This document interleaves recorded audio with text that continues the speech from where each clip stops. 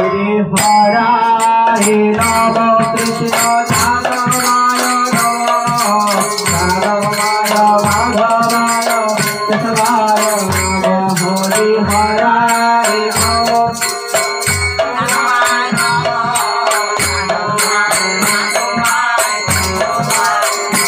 হরে হরে নম কৃষ্ণ যাদবায় নমঃ যাদবায় মাধবায় কেশবায় নমঃ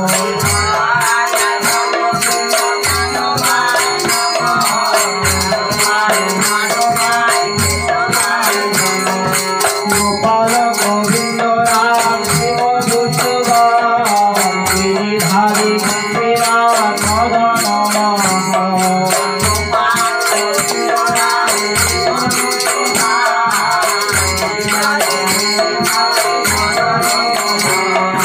গোপাল গোবিন্দ রাম শিব দুষ্টগণ গিরিধারী গোপীনাথ মদন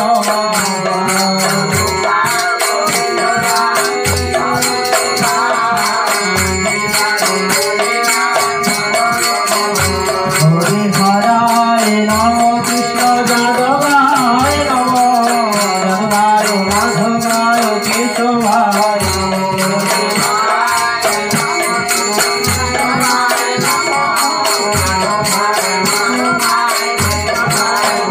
হরে হরে নম কৃষ্ণ যাদবায় নমঃ যাদবায় মাধবায় কেশবায় নমঃ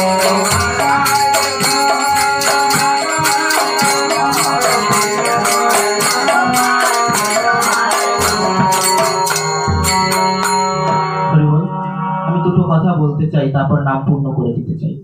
যেহেতু আজকে আত্মার পরলৌকিক শান্তি বিধানের জন্য আপনাদের মতো পরম পূজ্য বৈষ্ণবদের আহ্বান করা হয়েছে, তাই আমারও সৌভাগ্য আপনাদের শ্রী পদ রেণু আমি আমার মস্তকে ধারণ করার সুযোগ পেয়েছি। তাই এখানে মুহূর্তকে আমি আমার জীবনের পাথর করে নিতে চাই। আপনাদের কোনো আপত্তি আছে নাকি বাবা? আছে কোনো আপত্তি? আমি আপনাদের বেশি সময় নষ্ট করব না, দুটো কথা বলতে চাই। কারণ শাস্ত্রের মধ্যে বলা হয়েছে সর্ব উপনিষদ গাবদগ্ধ গোপাল নন্দন পার্থ ভক্ত শুধু ভুক্তা গীতমৃত মহৎ।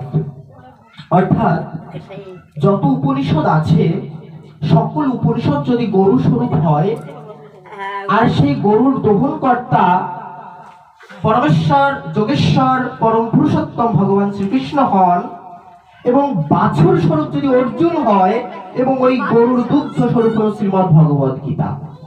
তাই যখনই আমরা ভক্ত সমগত হব তখনই যেন হরির কথামৃতের মধ্যে আমরা প্রবেশ করতে পারি।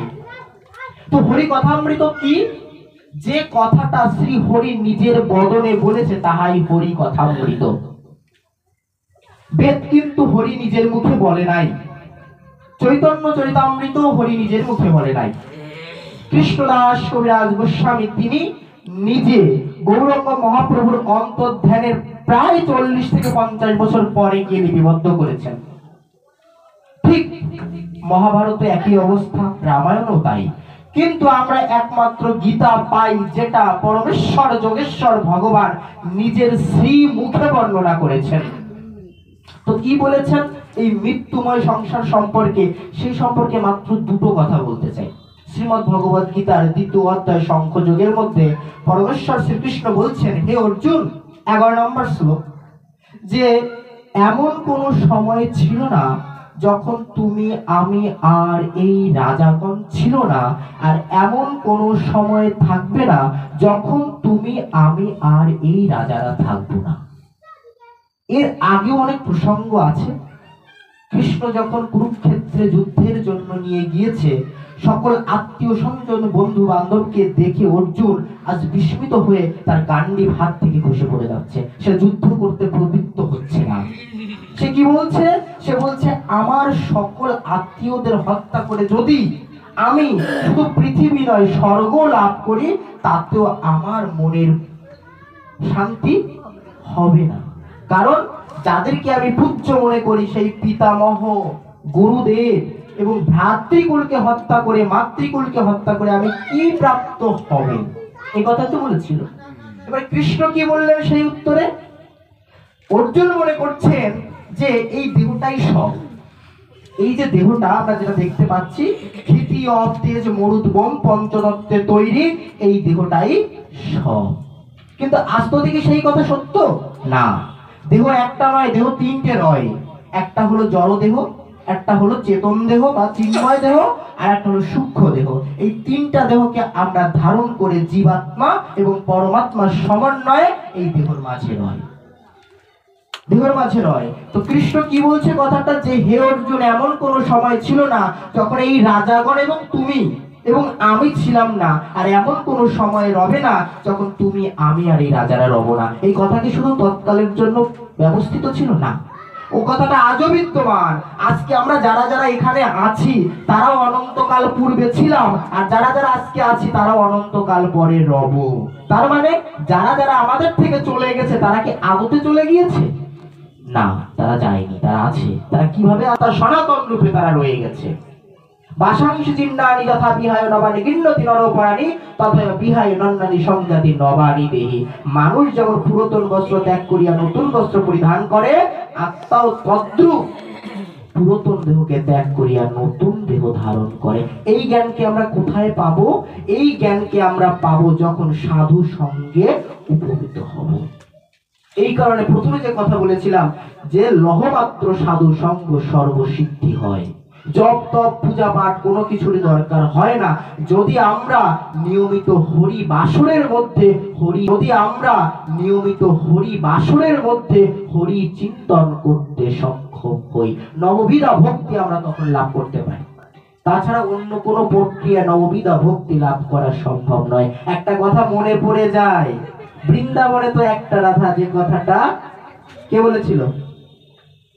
কথাটা কে বলেছিল যে বৃন্দাবনে তো একটা রাধা, আমার মতুয়ার বাজারে তাকিয়ে তখন লক্ষ লক্ষ রাধা রয়। তো আমাদের সেই রাধা ভাব কান্তি বিলাসকে হৃদয়ে ধারণ করে শ্রী হরির শ্রী পাদ পদ্মে যদি আমরা সমর্পিত না হতে পারি, তবে আমাদের মানব জন্ম সার্থক হবে না। আমাদের এই দেহটা শুধু আজকের জন্য নয়, এই দেহটা পূর্ব পূর্ব পূর্ব জীবনের স্বীকৃতির ফলে আমরা পেয়েছি। আমাদের এই মানব জীবন যেন কোনোভাবে বিফলে না যায়। এই কারণে শ্রীমদ্ ভগবদ গীতার একেবারে শেষের দিকে কৃষ্ণ কি বলছেন? সর্ব ধর্মং পরিত্যাজ্যং মামেকং শরণং ব্রজ অহং তাং সর্ব পাপেভ্যো মোক্ষ্যামি মা শুচঃ। সমর্পিতটা হওয়া সবথেকে বড় গুরুত্বপূর্ণ বিষয়। ভজনের মূল গুরুতর বস্তু সমর্পিত। যে একটা গান আছে না, নয়নেরও মণি হরি, হ্যাঁ, তারপরে লাইনটা কি ধরো বাবা?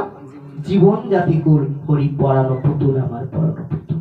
মানে হরিটা কত হৃদয়ে গেলে নয়নেরও মণি হরি, বসন ভূষণ হরি, মানে হরি ভিন্ন আমার ত্রিভুবনে কিছু নাই। যখন কৃষ্ণ বৃন্দাবন ছেড়ে চলে গিয়েছে, তখন কি হয়েছে? রাধারানী বৃন্দাবনের ধুলির মধ্যে করাচ্ছেন তার তপ্ত কাঞ্চনের মতো দেহ, তপ্ত কাঞ্চনাং গৌরাঙ্গী রাধে বৃন্দাবনেশ্বরী, তপ্ত কাঞ্চনের মতো তার দেহ। তখন কি হলো? গোপীগণ তাকে বলছে, হে রাধে, তুমি বালুতে করাচ্ছ কেন? তুমি কেন কাষ্ঠ বৃক্ষকে জড়িয়ে ধরছো? তখন রাধারানী উত্তর দিচ্ছে, তুমি যাকে দেখছো ব্রজের ধুলি, আমি ব্রজের ধুলের মধ্যে দেখতে পাচ্ছি আমার কৃষ্ণ বনমালী। কি তত্ত্বের কথা! সর্বং খলিদং ব্রহ্ম, যে কথা বেদ চিল্লায় চিল্লায় ভরে গেছে। কিন্তু প্রেমের ঘরে বেদ লাগে না, বেদের ঘরে মন্ত্র লাগে না, প্রেমের ঘরে কোনো তত্ত্ব দরকার হয় না। প্রেমের ঘরে একটা জিনিসই দরকার হয়, সেটা কি? একান্ত ভক্তি। হরি তুমি আমার, আমি তোমার। আমার দেহ মন প্রাণ জীবন যৌবন যা কিছু আছে হরি তোমার শ্রী পাদ পদ্মে আমি সমর্পণ করেছি। প্রভু, তুমি আমাকে তোমার করিয়া নাও, তুমি আমাকে তোমার করিয়া নাও। আমার তো সাধ্য নাই তোমাকে আমার করিয়া পাইবার, কিন্তু তুমি চাইলে আমাকে তোমার করিয়া লইতে পারো। তাই হে হরি, তোমার শ্রী পাদ পদ্মে আমার এই প্রার্থনা, আমাদের মাঝ থেকে যারা চলে গিয়েছে তাদেরকে তুমি তোমার শ্রী রাতুল রাঙা চরণে ঠাঁই দিও। আর আমরা যেদিন এই ভবের খেলা সাঙ্গ করে সেই ভবতরীর পাড়ে গিয়ে দাঁড়াবো, তাই গৌর সেদিন যেন তোমার ওই প্রেমময় চরণে আমরা একটু ঠাই পাই। জয় জয় নিতাই গৌর সীতানাথ প্রীতি ব্রহ্মানন্দে, নিতাই গৌর হরি বল। ভক্তের মনোবাসনা পূর্ণ হোক সেই প্রীতি ব্রহ্মানন্দে, নিতাই গৌর হরি বল। আপনা পরিষ্ণ প্রীতি ব্রহ্মানন্দে, নিতাই গৌর হরি বল। সর্বং সুখিনো ভবন্তু সর্বস্বন্তি নিরাময়া, সর্বে ভদ্রাণি পশ্যন্তু মা কস্মাৎ দুঃখভাগ ভবেৎ। ओम शांति शांति शांतिः। ओम स्वस्ति स्वस्ति स्वस्तिः। गोविंदम आदिपुरुषं तमहं भजामि। সকল বৈষ্ণবের শ্রীপাদ পদ্মে জানাই প্রাণান্ত কোটি দণ্ডবত প্রণাম। এটাই গৌর হরি বল।